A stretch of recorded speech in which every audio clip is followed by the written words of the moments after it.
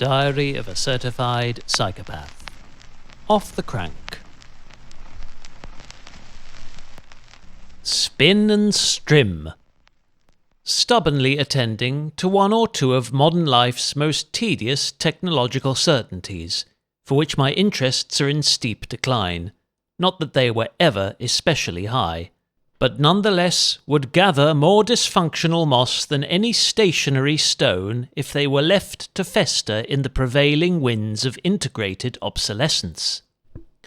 Surely, not that strategically delayed mobile phone upgrade to what was anticipated would be the New World Orchard's 4th generation iPhone SE, until they slashed off the S, replaced it with the number Apple uses to christen its primary range of generational smartphones, and powered this overpriced imposter SE with the standard model's A18 processor.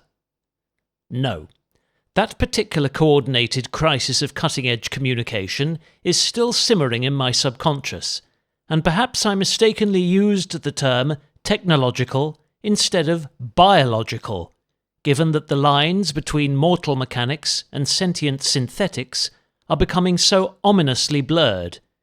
In fact, the recurrent humane inconvenience I was referring to is known as a haircut.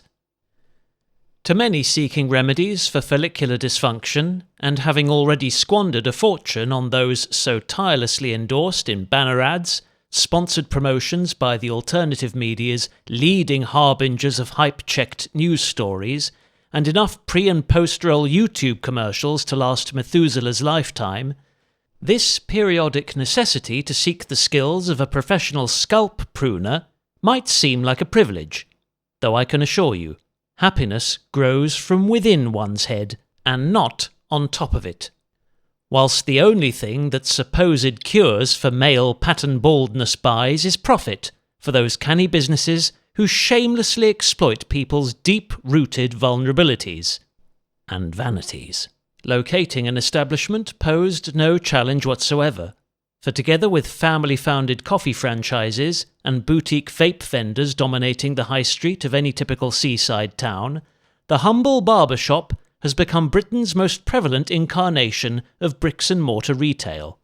Whether advanced cranial manicuring or skull-centric topiary, such exotic hair care services are all a dime a dozen, especially those of the Turkish strain, although these typically set the customer back more than £12 for the archetypal gender non-binary gentleman's trim. Short all over, about a 3 on the rear and sides, and slightly longer on the top. No steps or pudding bowls, and don't worry about the sideburns since I attend to these during my own close dry shaves. Was my simple roster of requests. A list that has remained unaltered throughout well over 2 decades, 3 stressful house moves, and been conveyed to more than a dozen variably attentive headscapers. Operation completed in near record time, in fact, a shade faster than my twisty mid-tempo traverse to the shop, and to an exemplary standard, with ample opportunity for some spirited banter about our country's extortionate energy suppliers, thick regional dialects in areas of England where scattered showers, patchy sunshine, and unseasonably cold temperatures were even more common, and the astronomical rental prices of Brighton's broom cupboards.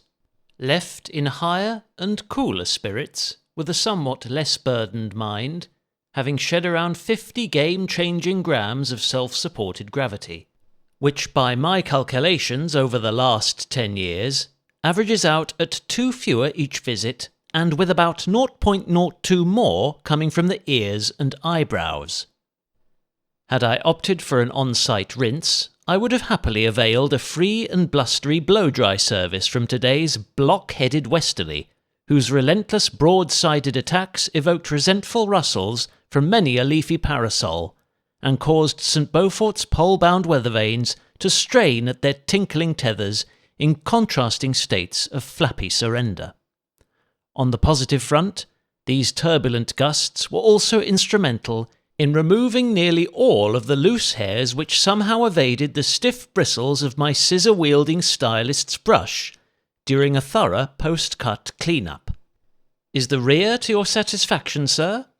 echoed the rhetorical question around my mind as I slung a now itchy pure cotton t-shirt into my Miele WT1's awaiting drum, and to which my stock response is, for all I care, you could have dyed it cherry blossom pink, then stenciled in a bas-relief image of Yogi Bear, and I'd still gladly hand over your £2 tip, since I don't make a habit of addressing anybody with my back turned.